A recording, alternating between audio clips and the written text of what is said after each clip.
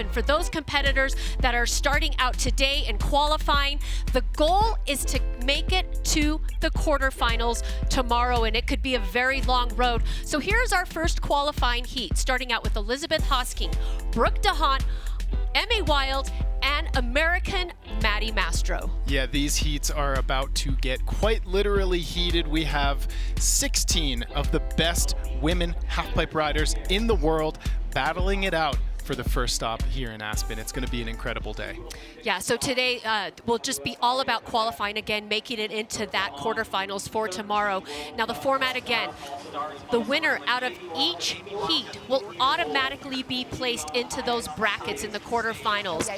Second and third will have the opportunity to compete in a last chance qualifier at the end of the day, and then fourth place, their competition is over for this stop of Snow League. So we're going to start out with Canadian Elizabeth Hosking, 23 years old. She's a two-time Olympian.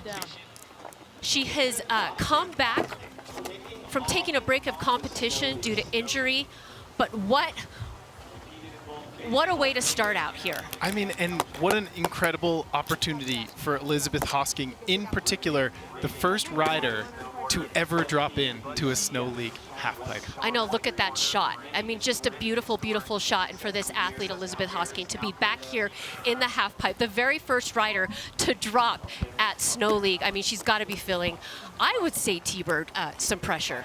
Yeah, and you know, for me, I don't know about you, Tina, it's just so surreal, right? It's been over a year since Shaun has announced this event. So much hype, so much pomp and circumstance. We're finally here, about to watch Elizabeth Hosking kick off the Snow League. Let's go ahead and send her some love off the clock. So here we go, the first rider to drop at Snow League. The regular footer kicking off this event with a backside 540, good amplitude in the halfpipe into a frontside 720. And there's the chicane. You do not see that trick very often in a pipe. Frontside 540, and then a huge backside air. You see that height meter, the bottom right of the screen, around 8 feet 8 inches on that last hit right there, as Elizabeth Hosking officially makes history. Yeah, and if she was feeling any pressure, it did not show. It was a clean run, a great run to start out with for her. So how this format works, they each get 2 runs, but the best score will count towards that overall. So let's take another look at this first run. There's that backside 540, 8 feet 7 inches out of the pipe. And that's something to talk about there, is the amplitude of these tricks. You want to maintain your amplitude, if not gain it throughout the halfpipe. That is going to score really well with our judges. There's the front side 720. Elizabeth Hosking looking real smooth. Well, and it seemed to me, too, she just did a combination of tricks, right? She has the hawk and flip here. She had the 540, the 720, so just a big combination, but everything was really clean. And as we wait for her score to come in, you know, we will check in with Connor Manning throughout the day. This is where the judges need to set a range. Her score coming in at 80. And that's a great start for her. You just mentioned that the judges need to set the scale, but an 80 to start out with the Snow League. All right, next rider to drop, Brooke D'Hondt, also out of Canada, 19 years old. She made her debut in the Olympic halfpipe back in Beijing. At 16 years old, she was Team Canada's youngest athlete at the Beijing Games, and that was across all the sports. Yeah, she grew up in Calgary, about 10 minutes from COP, otherwise known as Canada Olympic Park. That's the preeminent halfpipe spot in Canada, in all of Canada. And Brooke is getting ready. What is going through her mind right now? Tina, you've stood there before. Well, she just saw her teammate Elizabeth Hosking drop in, and that's got to give her some confidence. All right, the regular footer dropping into her front side wall. Starting things off with a frontside 540 into a backside 360. Very blind, very technical trick, and they're spinning switch backside 7 into a backside 540. So the technicality here on Brooke D'Hondt's first run as she falls on her last hit. I like where she's going with that. It's a different strategy, it's a different mentality, it's a very technical approach to a first run. So able to point that nose down the hill. Yeah, she had that switch backside spin really in the middle of her pipe run. And that's, like you said, that's a technical move. And then to put that in the middle as well. As we go up to the replay here, see if we can pinpoint what went wrong for Brooke at the bottom of the pipe. There's the frontside 540 tail grab. And then my favorite trick was this backside 360 on her next hit. Very, very technical. And watch how blind that trick is. There's the switch backside 720. Not many people spinning switch backside. In my opinion, it is the hardest way to spin in a half pipe. 540 for Brooke D'Hondt. And there is the front side 720.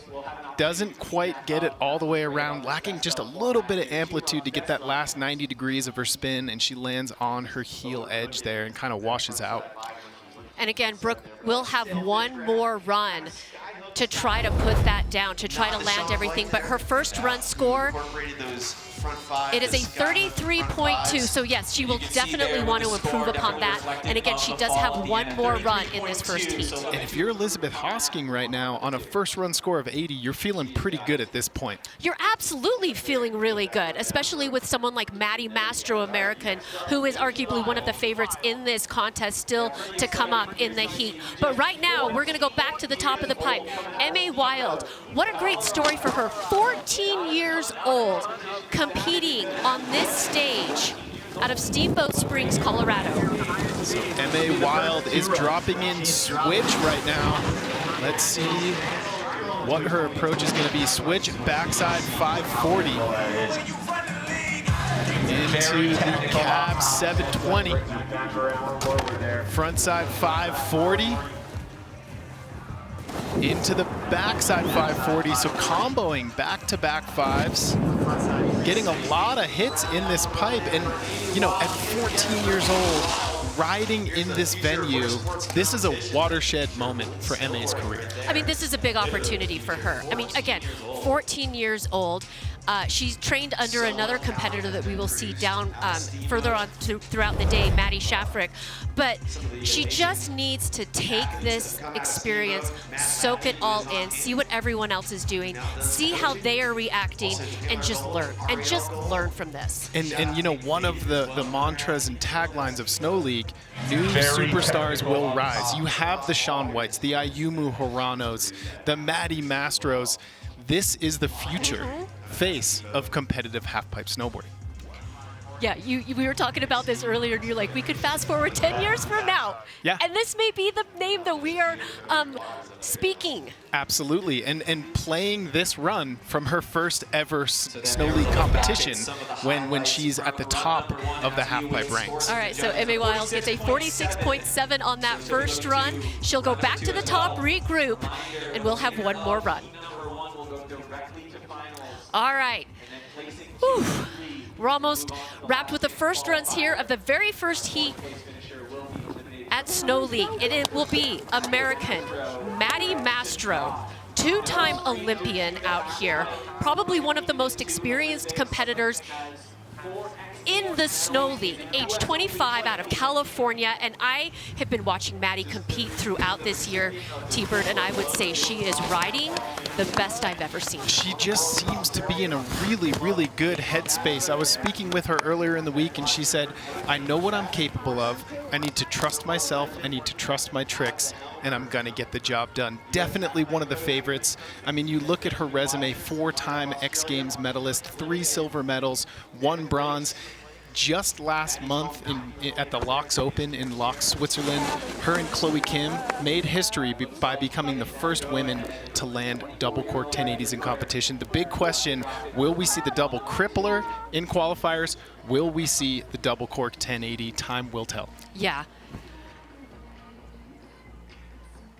So she takes Maddie a moment. always takes this moment right here to just kind of center herself, get her head right, get in the right mindset. And Maddie Mastro dropping in from Oxnard, California. Starting things off with the double crippler. There it is. She comes out swinging into the backside of 540.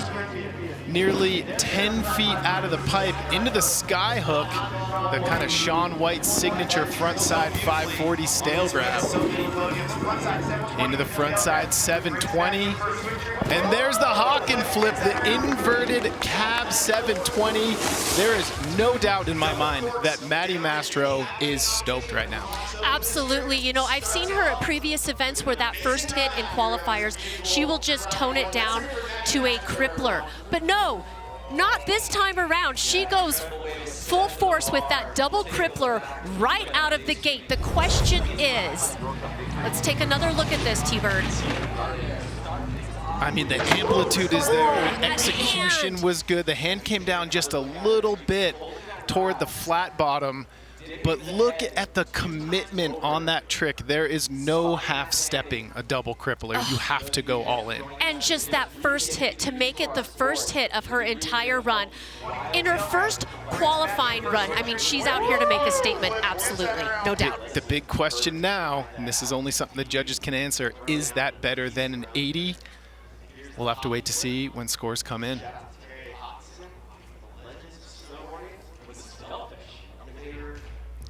Oh, but the pipe just looks to be in pristine Excited condition. to see this score come in. All right, so Maddie Mastro's first run scored, and it is a 90 out of the gate. 10 points ahead. So that will push her into that first place position for the time being. She still has one more run to improve on that.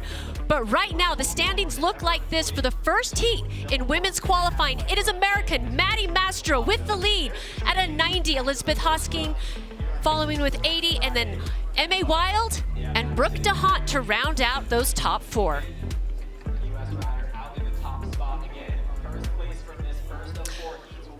All right, and now time for run two, qualifiers run two. We get back up to the top and we start again. We do this all over again. Elizabeth Hosking, we saw her with that score of an 80. It was a great run, but where do you see that she could make improvements and, you know, even get up just a little over 10 points? Yeah, I mean, it's pretty tough to make changes in your, the easiest thing to make a change with is amplitude. You know, go a little bit bigger, try to execute. The technicality aspect, you'd have to change your whole runaround. So let's see what Elizabeth Hosking has in store here. And she looks to be going faster and bigger. Big old backside 540 into the front side 720. You see that height meter. You want those numbers as high as possible. Going for the front side 1080, not quite able to get it around. However, I like where Elizabeth went with that run because, you know, right now, if the competition ended, she would qualify for the Last Chance Qualifier. So she would have another shot. She's sitting on an 80. That's a good score. I mean, Maddie Mastro putting down a 90. That's tough to compete with in Heat 1. Yeah. Obviously would have to go to the LCQ. She couldn't better. Yeah, so she does have that 1080. She went for it. We could potentially see her go for it, you know, in that Last Chance Qualifier later on today. But the story I love about Elizabeth Hosking, she was a competitive soccer player. And it was in the 2010 Olympics that she watched Shaun White win the gold medal there in Vancouver. And it was at that moment that she made the decision to pursue snowboarding as a profession, and now she is here competing at snowboarding. Talk about a full circle moment. As Elizabeth Hosking's second run score comes in as a 26.7, she will stick with that 80. She's stuck with that 80. And now it's up to Aimee Wild and Brooke D'Hondt to try to get up into that second place or first place spot to still have a chance. Yeah, so we'll go back up to the top for Brooke D'Hondt's second run.